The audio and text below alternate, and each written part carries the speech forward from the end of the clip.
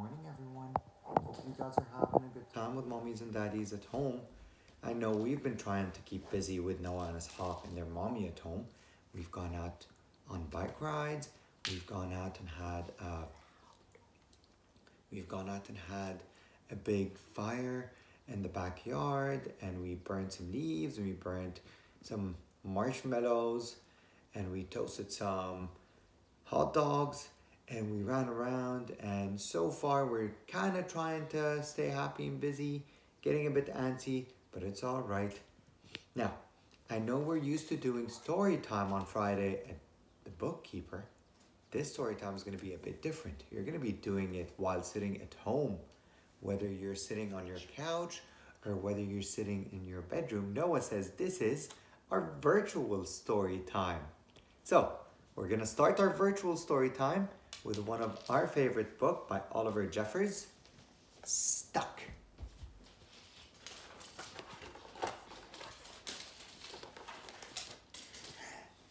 It all began when Floyd got his kite stuck in a tree. He tried pulling and swinging, but it wouldn't come unstuck. The trouble really began when he threw his favorite shoe to knock the kite loose. Look at that. He threw his shoe at the kite. And that got stuck too. No, I'll show you. That it didn't go where it landed, and it landed where it didn't hit it. Yeah. And it didn't know He threw up his other shoe to knock his favorite shoe.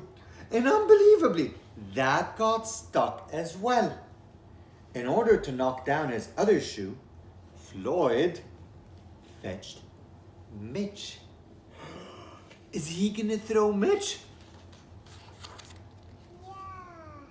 Cats get stuck in trees all the time, but this was getting ridiculous.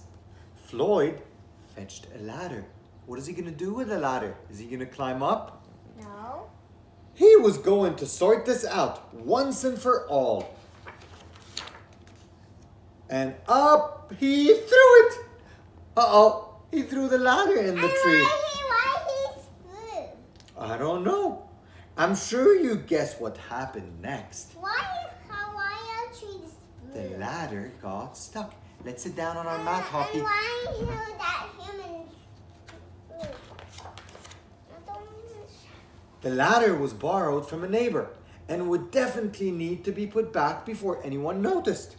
And in order to do so, Floyd flung a bucket of paint at it. And wouldn't you know, the bucket of paint got stuck.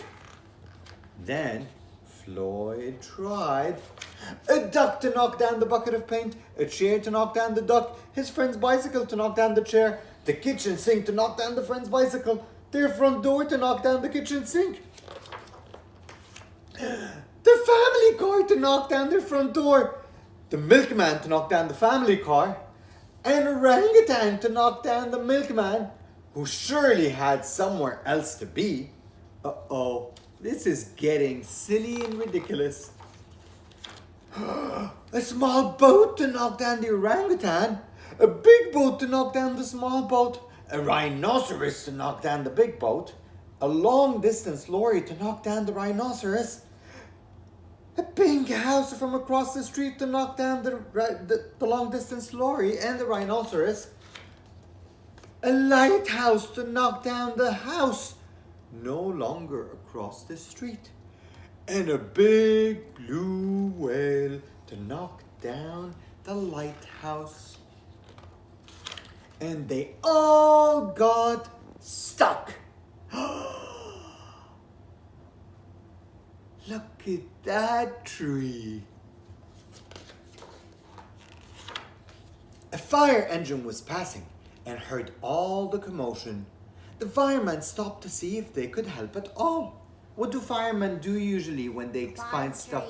Oh, they could climb trees. And up they went.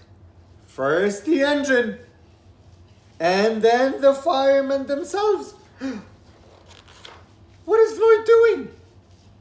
And there they stayed, stuck between the orangutan and all of the boats. firemen would definitely be noticed missing, and Floyd knew he'd be in big trouble. He got an idea. Floyd got an idea and went to find his saw. What is he going to do with that saw? Is he going to cut the tree? No, he's going to throw it.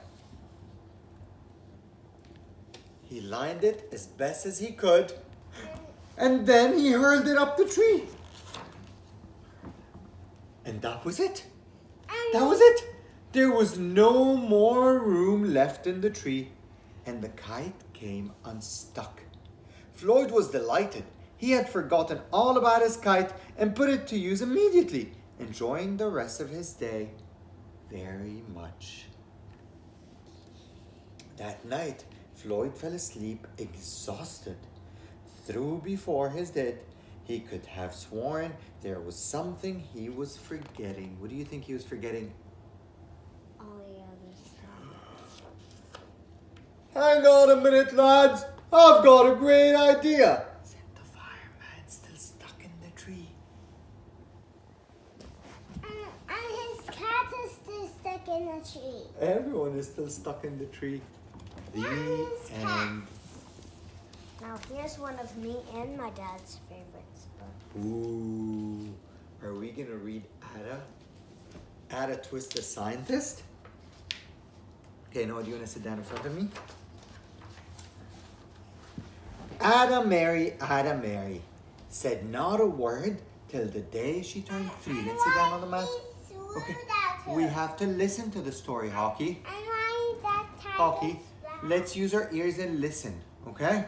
So, Ada Mary, said not a word till the day she turned 3.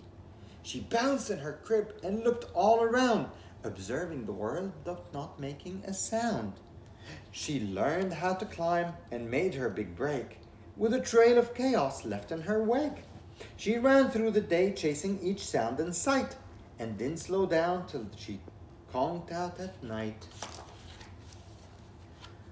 Her parents were frazzled, but tried not to freak. They were a bit scared because she couldn't speak. As Ada grew bigger and still did not speak. Clearly, young Ada, with lots in her head, would have something to say when it ought to be said. She was very curious. That's just what happened when Ada turned 3. She tore through the house on a fact-finding spree and climbed up the clock just as high as she could. Her parents yelled, "Stop!" as all good parents would. Ada's chin quivered, but she did not cry.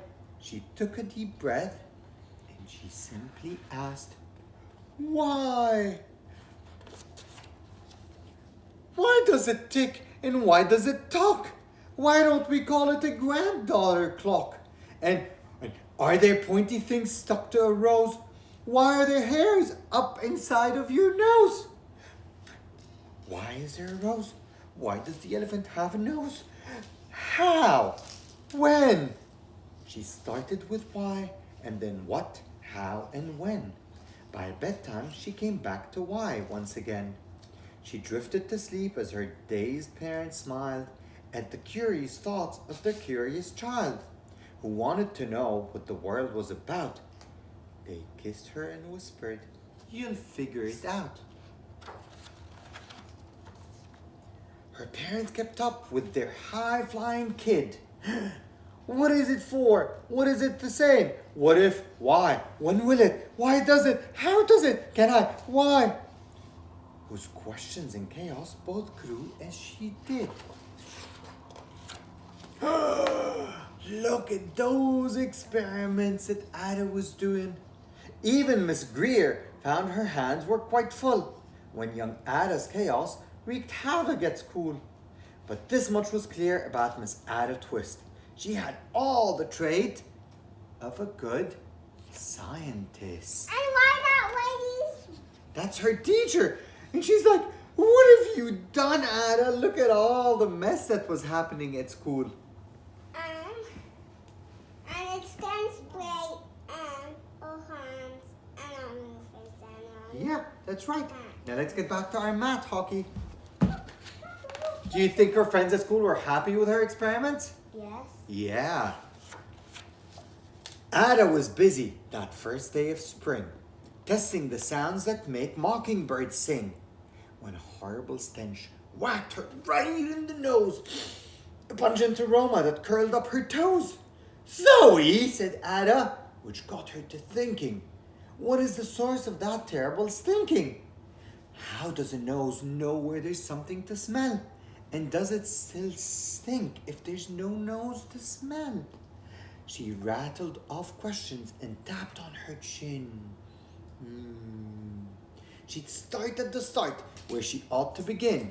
A mystery, a riddle, a puzzle, a quest. This was the moment that Ada loved best. Ada did research to learn all she could of smelling and smells, both the stinky and good. One hypothesis Ada thought could be true. The terrible stink came from Dad's cabbage stew. Ew! She tested and tested, but soon Ada knew it was time to come up with hypothesis 2. Do you know what hypothesis is? It's when we ask a question and then we come up with an answer for it, but we don't know if the answer is right or wrong. And we have to test to check if the question and the answer are right. Then, Zoe! The stink struck again, just like that. Hypothesis 2. It's caused by the cat. The cat couldn't make such a stink on its own. It needed perfume and some fancy cologne. So young Ada tested. The test was a flop. She started again, but her parents yelled, "Stop!" What was she about to do? What was she about to do? Put it in the washer. Uh-oh, do we put our cat in the washer? No. No. We don't have cats. Never. We don't put animals, dogs, or cats. Why? Or Why? rats. Why? Or hamsters or weasels. We don't put them in the washing machine. Why? But the other kids see they're watching us through the phone. She's Why? trying to wash the cat, Hockey. Oh. Okay, back on our mats, boys. So, do you think her parents were happy? Do you think her parents were happy? No. Ada Mary, to the thinking chair, now. By the time we count 3. Enough, said her mother. That's it, said her dad. Her parents were frustrated, frazzled and mad. But why? Ada questioned. Her mother said, no. What? Said, go. Her father said, you've ruined our supper. You've made the cat stink. Enough with your questions. Now sit there and think. She looked at her parents. Her heart turned to goo. Poor Ada Twist didn't know what to do. She sat all alone by herself in the hall, and Ada once more could say nothing at all. Is she happy? She's not happy sitting in the chair. But guess what she's gonna do? Dun, dun, dun. And so Ada sat, and she sat, and she sat, and she thought about science and Stu and the cat, and how her experiments made such a big mess. Does it have to be so? Is that part of success? Are messes a problem? And while she was thinking, what was the source of the terrible stinking? Ada Mary did what scientists do. I know what She to do. asked a small question. And her question led to 2. And 2 led to 3 questions more. And some of those questions resulted in 4. As Ada got thinking, she really dug in. She scribbled her questions and tapped on her chin. She started at why, and then what, how, and when. And at the end of the hall, she reached why once again. Look at the wall in the hall. Is that amazing? Her parents calmed down and they came back to talk. They looked at the wall and at the hallway and just had to gawk. No patch of the bear paint could be seen on the wall. The thinking chair now was the great thinking hall. They watched their young daughter and sighed as they did. What would they do with this curious kid? Who wanted to know and what the world was about? They smiled and whispered, "We'll figure it out." And that's what they did, because that's what you do when your kid has a passion and heart that is true. They remade their world. Now they're all in the act of helping young Ada sort fiction from fact. She asked a lot of questions. How could she resist? It's all in the heart of a young scientist. So, what did they set up? They set up a big paper roll instead of drawing on the wall. And then Ada went at it. And as for that smell, what can Ada Twist do but learn all she can with her friends in grade 2? Will they discover she stink that curls toes? Well, that is the question. And someday, who knows? Who do you think this thing came from? Her brother's shoe. I don't know. The end. It was a brother. We're going to pick up one more book. I think all mommies and daddies are feeling this book right now. Good night already. Let's get back to our maths, boys. Come on, kiddos.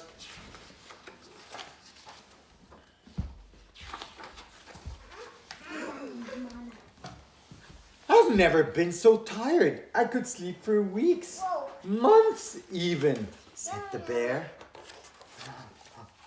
I've never been so awake. I wonder what old bear's up to, said Ducky. I can't wait to sleep.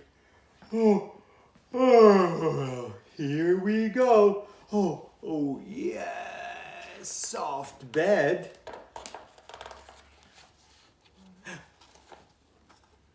Who's that at the door? Knock, knock, knock.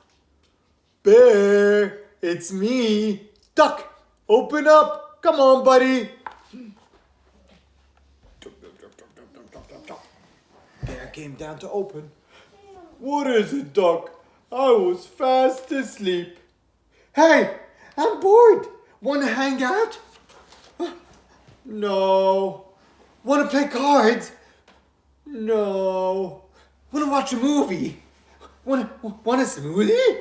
Want to start the band? No. Want to talk all night? No, said the bear. Want to play cards again? You already said that. Want to read books to each other? Oh, no, I don't. Fine. Good night already. Whatever. I need to go back to sleep. Hibernation. Bed. Yeah. Almost asleep. Who's that in the window? Is that Duck? Yeah. Psst, psst, psst. Bear, it's Duck from next door. What? I want to make cookies. Can I borrow some sugar? No. Go back to your house. Can I borrow some butter? No. No. No. But you've already asked and I said no. Can I just borrow some cookies then? I said no. Good night already. That Duck, always bothering me. I need to get some new neighbors. Later though, too tired now, must sleep.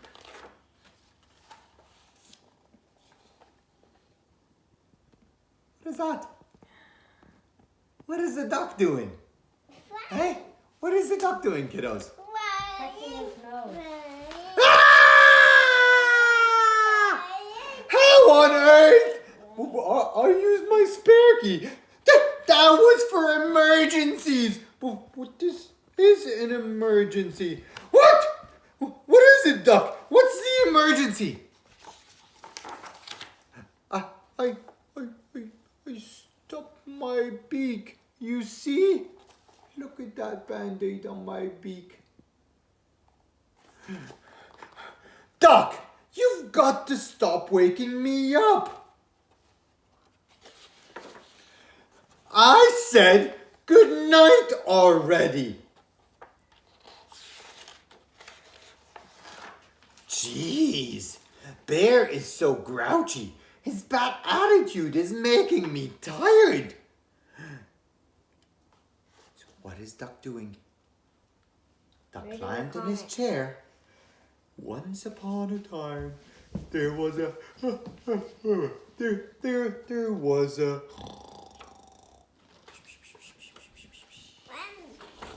What was he? And what is he doing? He's asleep. I've never been so awake. I've never been so awake before. Uh-oh. Who's awake now? The bear is awake. The end. We're gonna stop our story time now, our virtual story time now, and hopefully I'll be reading for you guys again soon. Today.